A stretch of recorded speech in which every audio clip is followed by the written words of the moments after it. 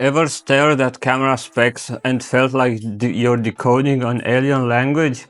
Those mysterious fractions next to sensor size, 1 over 56 inch, 1 inch, what do they even mean?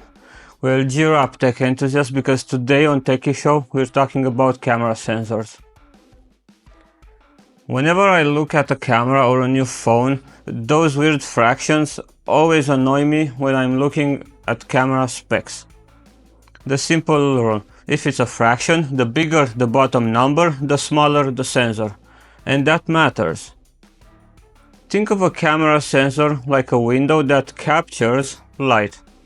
The bigger the window, the more light it lets in. That means better low light performance, shallower depth of field, that blurry background effect, better dynamic range, allowing for more detail in shadows and highlights, and usually higher image quality.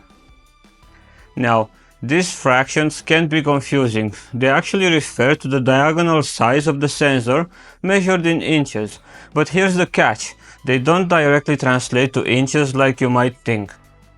For example, a 1 over 1.56 inch sensor is actually smaller than a 1 inch sensor. It's all relative.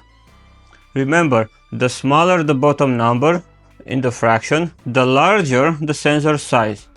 For example, a 1 over 56 inch sensor is smaller than a 1 over 2.3 inch sensor, which is smaller than a 1 inch sensor.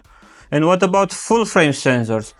A full frame sensor refers to a sensor that is the same size as a frame of 35mm film.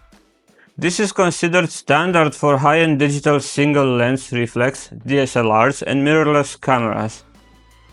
Comparatively, a 1 inch sensor, despite its name, is not actually 1 inch in any dimension. Instead, it typically measures around 13.2mm and 8.8mm. This is a size commonly found in high-end compact cameras and some bridge cameras. So when looking at a camera, DSLR, mirrorless, point and shoot, or even a phone camera, a bigger sensor is usually better and quite an important factor, but it's not the only factor. Lens quality, megapixels, processing power, and post-processing also play a huge role in image quality. So next time you're camera shopping, you'll be able to decipher those sensor sizes like a pro. What other camera questions do you guys have? Let me know in the comments, and see you in the next one.